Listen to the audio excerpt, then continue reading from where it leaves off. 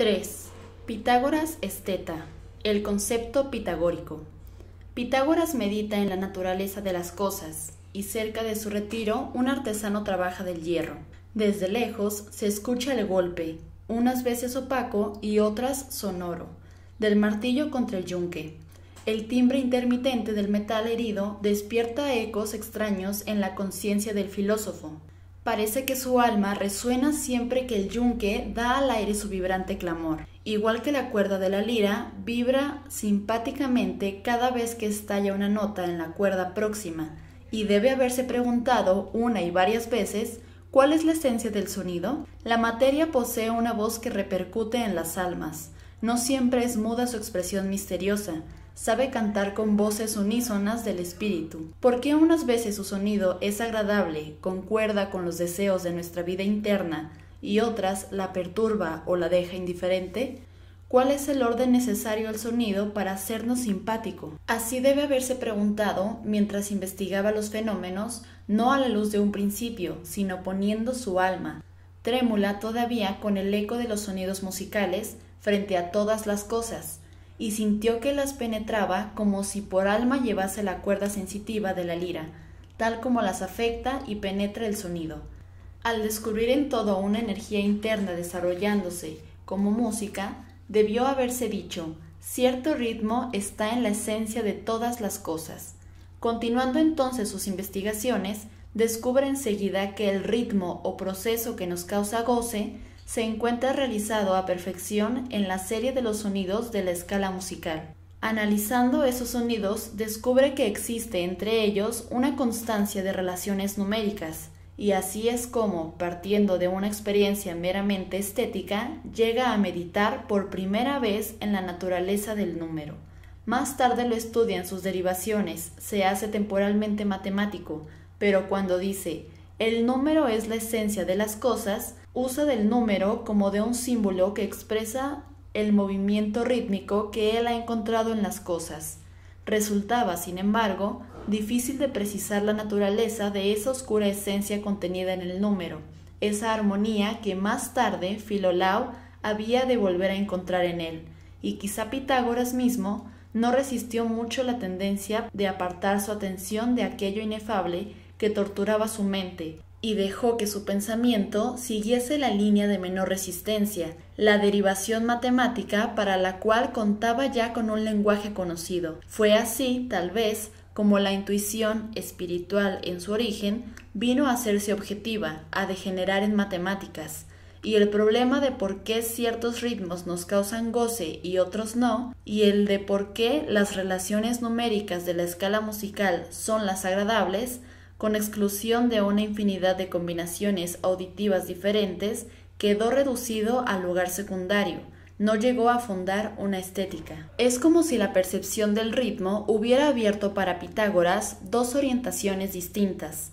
averiguar su naturaleza íntima y seguir la ley de su desarrollo, y si él quizá entendió a ambas, no así la mayoría de los discípulos, que naturalmente siguió la más fácil. Quizá la doctrina esotérica, de que nos habla tanto la tradición, no era otra cosa que el estudio del ritmo como valor filosófico en sí, mientras que la doctrina pública se ocupaba en los problemas de la armonía aplicada a la música y al número. También es comprensible que al comienzo pareciese más fecundo el estudio del aspecto formal del principio, pues se observó desde luego la oportunidad de hacer con el número una ciencia nueva, cuyas promesas deben haber aparecido extraordinarias, una ciencia cuyos principios resultaban de aplicación general para todo el universo. El aspecto matemático de la nueva tesis predominó sobre todos los demás y la idea del número, que al principio era solo símbolo, acabó por suplantar la intuición del ritmo. Pero una vez satisfecha la curiosidad y convencido el juicio filosófico de que la matemática es una ciencia superficial de los aspectos relativos de los fenómenos, vuelve a mirarse que el número era símbolo de la percepción inmediata del ritmo, base primitiva de toda la doctrina. Y es muy probable que este ciclo de experiencias que conduce a volver a analizar el contenido de la noción de armonía se haya verificado en el ánimo del mismo Pitágoras. Por eso me figuro que en la última de las revelaciones de la doctrina esotérica se diría a los elegidos: la constancia de ciertas relaciones numéricas en el movimiento de los cuerpos revela que el movimiento que las produce sigue ritmos definidos, que están en consonancia con nuestra sensibilidad artística, que son de carácter estético. En el número solo hemos de buscar el ritmo de lo real. Que el número no es el principio de la doctrina pitagórica lo reconoce el mismo Aristóteles cuando dice que investigaban la esencia del número. Al hacerlo, descomponíanlo en sus dos elementos, par e impar, reconociendo desde luego que no era un principio simple. Si meditamos debidamente el pensamiento pitagórico, hallamos muy natural que se haya notado el desdoblamiento del número y también su unidad. Esa unidad la precisó al definirla como armonía, o el lazo de unión entre lo par y lo impar, los componentes contrarios. Lo que para ellos era importante en el número no era la discordia, sino su unidad, su armonía. Al hablar del número 3, la tríada ideal, la declaraban perfecta porque tiene principio, medio y fin. La década era símbolo de lo universal, porque en ella venían contenidas todas las categorías del ser. El número no era para ellos elemento cuantitativo, fracción del espacio, sino la medida de lo dinámico, la fórmula de un valor irreducible, el movimiento ritmado y monístico de lo múltiple. Filolao combinaba la noción pitagórica del número con la noción del ser uno de Parménides. De esta suerte se aparta por completo de lo que pudiéramos llamar el esticismo pitagórico, para entrar al terreno fácil de la escolástica de las ideas formales. Sin embargo, conserva al uno matemático su carácter inferior del uno absoluto. Lo coloca en su tabla de oposiciones como uno de sus 10 términos, el contrario de lo múltiple. Entre el uno y lo múltiple reconoce la acción del principio superior, de la armonía que lo une. Esa manera de fusión de las cosas en la armonía es el concepto capital del pitagorismo. Para descubrir este lazo íntimo que asimila los dos órdenes de existencia, el mundo y el yo, el sujeto y el objeto, los pitagóricos partían del sentido de orden y ritmo innato en la conciencia. Si bien es cierto que nos hablan de la composición de los objetos externos y de su movimiento condicionado al número, la ley que dan a ese movimiento, la norma de la escala musical, no la han descubierto analizando los objetos, sino oyendo dentro de sus propias almas y comprobando después que así como interiormente, por fuera también el mundo es ritmo. Según Aristóteles, el alma de los pitagóricos es un número que posee movimiento propio, y como la esencia del número es la esencia de las cosas, creyeron descubrir una similaridad radical entre números y cosas. Ahora bien, el número, como hemos visto, quiere decir el ritmo. Y como la noción del ritmo es interna, subjetiva, resulta que al hallar su comprobación en las cosas, descubrieron en el mismo instante el lazo que liga a la conciencia con las cosas. Afirmaron la afinidad rítmica de las dos corrientes paralelas, la de la vida interna y la de la naturaleza exterior. Pitágoras quizá no llegó a notar que el ritmo del espíritu en realidad es opuesto al ritmo natural de las cosas. No supo lo que después dijo Plotino, que el movimiento de las cosas es hacia abajo y el del espíritu hacia arriba. Pero sí comprobó, el primero, que las cosas suelen asumir en la contemplación estética el ritmo del espíritu, independientemente del que les es propio. Dejó establecido que el ritmo del espíritu es aplicable a las cosas, y de esa observación es ya fácil deducir que la belleza humana, o lo que es lo mismo, en la facultad estética del yo, reside el secreto de la comunión con las cosas. Así es como opera el espíritu sobre la materia, mediante la ley de belleza, bajando hasta las cosas para infundirles aliento y aspiración superior.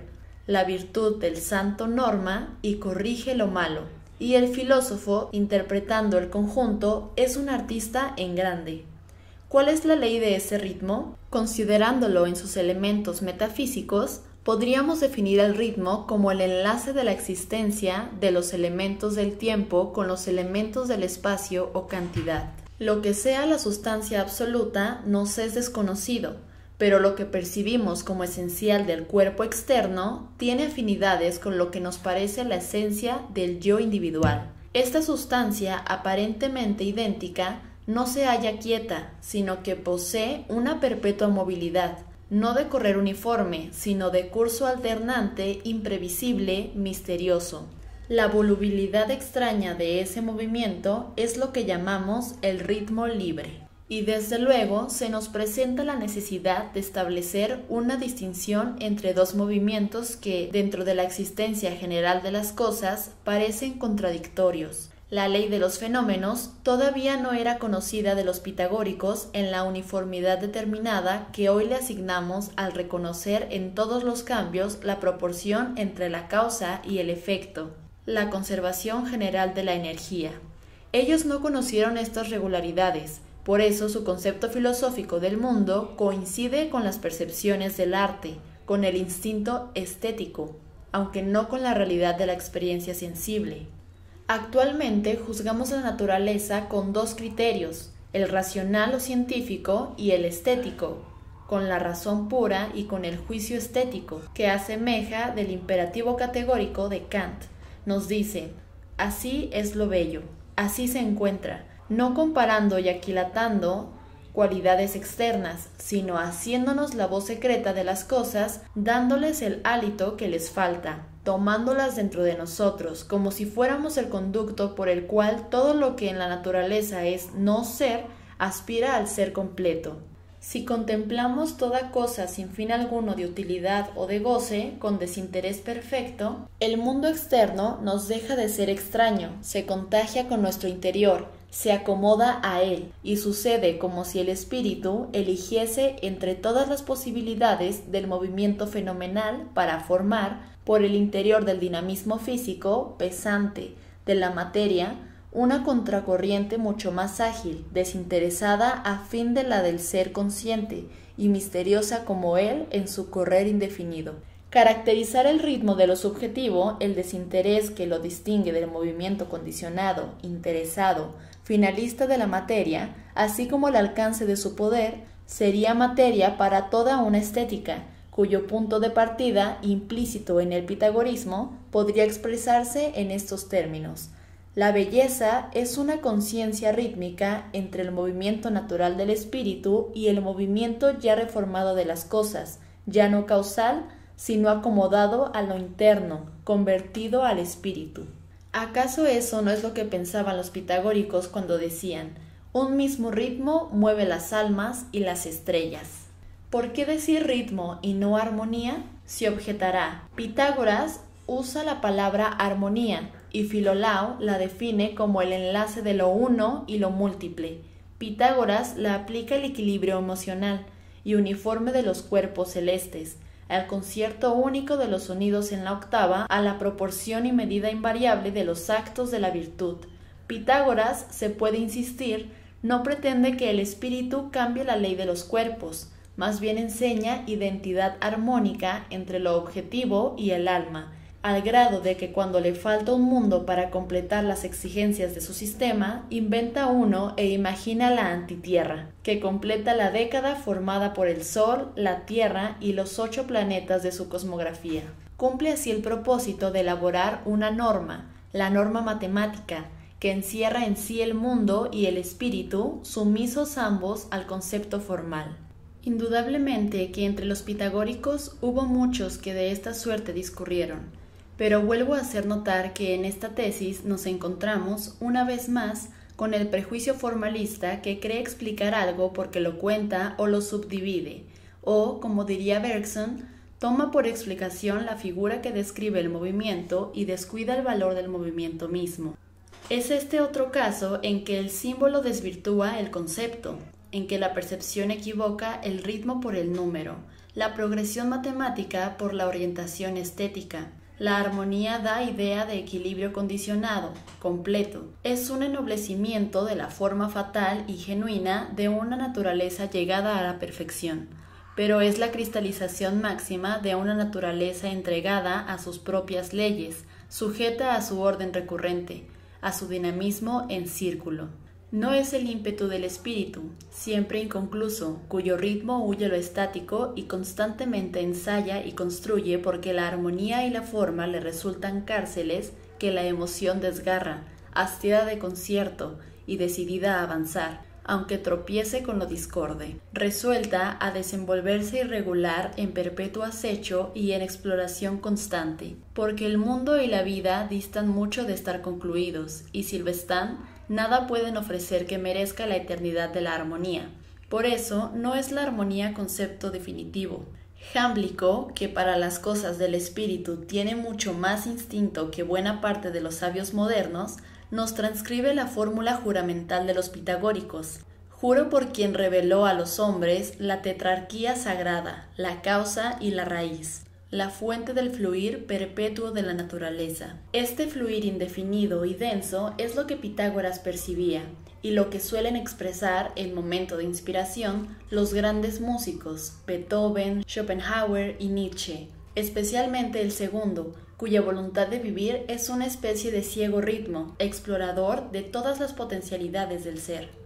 Pitágoras no debe haber encerrado el flujo universal dentro de los límites de la octava, lo comprendía proteico, se adelantó como esteta teórico al arte de los compositores modernos, que crean música sin más orientación que las leyes misteriosas del gusto, es decir, interpretando la potencialidad ilimitada de los ritmos estéticos nativos en cada ser. En la música moderna se realiza la intuición pitagórica de un ritmo libre que no halla en la forma expresión, porque no es banalidad que en la forma se satisface, sino poder que liberta a la forma de su esclavitud concreta, poniéndole alas que le devuelvan la divina movilidad e infinitud. Todo lo contrario de lo que Walter Pater, en su estudio de Platón, afirma del pitagorismo, cuando dice que su esencia reside no en lo infinito ni en eternidades, infinitudes y abismos, sino en lo finito, controlador eterno del infinito informe, la expresión frente a la no expresión.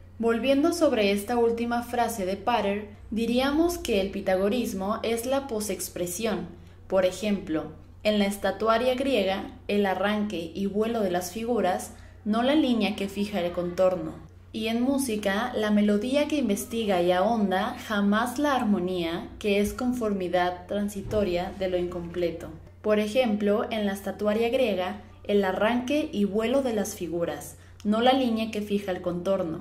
Y en música, la melodía que investiga y ahonda, jamás la armonía, que es conformidad transitoria de lo incompleto. Ocurre enseguida una reflexión. El principio creador, ¿cómo trabaja si no es mediante la realización de formas sobre la masa informe de vida sobre lo inerte? Vivir en cierto sentido ciego no es sino realizar expresiones. La expresión es la meta. Lo inexpresado no existe aún y espera la mano del arte que lo anime y cumpla, o el soplo efímero y vacilante de la mera actividad fisiológica. A esto solo se puede responder que la forma no es más que un aspecto de la existencia, no su esencia, variedad incontable de símbolos que solo valen por un contenido que jamás reproducen y sí muchas veces desfiguran. Cada forma, cada acto, cada realización es huella en los senderos del tiempo, momento indestructible, ligado para siempre con todo el resto de cuanto existe, pero nunca el fin verdadero de tendencia alguna. ¿Y el ritmo no es una forma? Indudablemente que sí. Si por forma se entiende toda realización material o idea más ampliamente, toda expresión, el ritmo es todavía forma, la más libre y la menos concreta de todas las formas, la última en que se organiza y manifiesta la corriente inmaterial de la vida. Pero, por su mismo carácter, no nos detiene en lo concreto, sino que nos lleva consigo, nos hace ambicionar lo infinito. La aspiración de encontrar ritmos esenciales debe haber sido constante en el arte pitagórico. Por eso se equivoca Jámblico cuando nos cuenta que Pitágoras usaba la música de la lira y proscribía la flauta por indolente y sensual. La lira no debe haber sido para Pitágoras más que acompañamiento de un pensar con que él sustituía el son grueso de la flauta, remedio sagrado del flujo creador, eco inconfundible de la obra de Pan en el universo, síntesis de un estado en que la armonía es solo brillo y aureola en algo profundo que pasa. Pitágoras, en realidad, no era hijo de Apolo, como cuentan las leyendas irreflexivas. Su tronco paterno era el de Dionisos. Así lo atestiguan su doctrina y el nombre del libro perdido, Las Vacantes de Filolao, donde las ideas pitagóricas ostentan el blastón de la estirpe misteriosa. De que el ritmo era la noción pitagórica y no la armónica, existe otra prueba, aún más importante, la fe religiosa de Pitágoras, su doctrina de la transmigración. La mayor parte de los autores modernos establecen una división infranqueable entre la doctrina filosófica de Pitágoras y lo que tratan como sus supersticiones religiosas. Seller se excusa de estudiar el credo de la transmigración, profesado por los pitagóricos, afirmando que no se relaciona con los conceptos filosóficos de la escuela. Sin decirlo, supone a Pitágoras en el estado completamente moderno de ciertos pensadores ortodoxos cuya ciencia choca con un dogma que es profesado aparte por deber religioso. Y es el mismo Seller quien enseña que en la edad pitagórica no existía el divorcio entre razón y fe, ni siquiera oposición entre materia y espíritu. Si la metafísica de Pitágoras era progresiva, su estética debe haberlo sido igualmente. En tal caso, es inconciliable la armonía pitagórica, rigiendo ad aeternam todas las cosas, con la creencia también pitagórica de la metempsicosis, que es el destino envolvente de las almas, su progresión perpetua desde el no ser hasta el ser pleno. El concepto de armonía dista mucho de este dinamismo indefinido, y más bien parece una noción correlativa de los desarrollos formales de la doctrina del número, reflejo estético de las hipótesis racionalistas del mundo. Seguramente, para Pitágoras, las cosas eran pluralismo acordado a la ley de hermosura, concierto polifónico en cuyo fondo se desenvuelve el ritmo amorfo y perenne de un devenir inefable. La estética de Pitágoras no se aparta, por lo mismo, de su creencia religiosa. Por el contrario, coincide y se une a ella con singular acuerdo, al observar que el ritmo del espíritu es aplicable a las cosas y que la belleza se produce cuando concuerdan lo interno y lo externo, no supone que tal es el fin supremo de todo esfuerzo, da el secreto de la unión de las cosas, pero no el derrotero final del ser. Únicamente ejercita un instinto melódico que ensaya encontrar el ritmo hondo, el ir misterioso de la vida universal. La música, para el pitagórico, es la expresión auditiva de una especie de ritmo íntimo, común a las cosas y a la conciencia. La voz de las cosas, cuando se mueven fuera del curso de la ley de necesidad y se igualan al actuar desinteresado de la conciencia. De esa suerte, la música enseña el secreto del arte, el cual consiste en libertar a la materia del imperio de la necesidad, imprimiéndole en la contemplación un movimiento del ritmo irregular, inverso del que impone la mecánica natural. El músico da a la materia, a la tripa vibrante, al tubo de caña, la entonación y el aliento de la cosa móvil, casi temblante, que llevamos en el fondo del yo humano.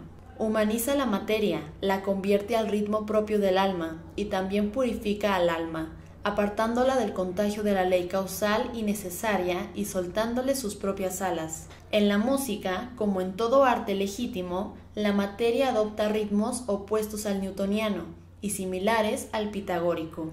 Y toda esta oscura doctrina del ritmo estético me parece clara si decimos: la naturaleza se gobierna, en el orden fenomenal, por la ley de causalidad, y en el orden del espíritu por el ritmo pitagórico de lo desinteresado y bello.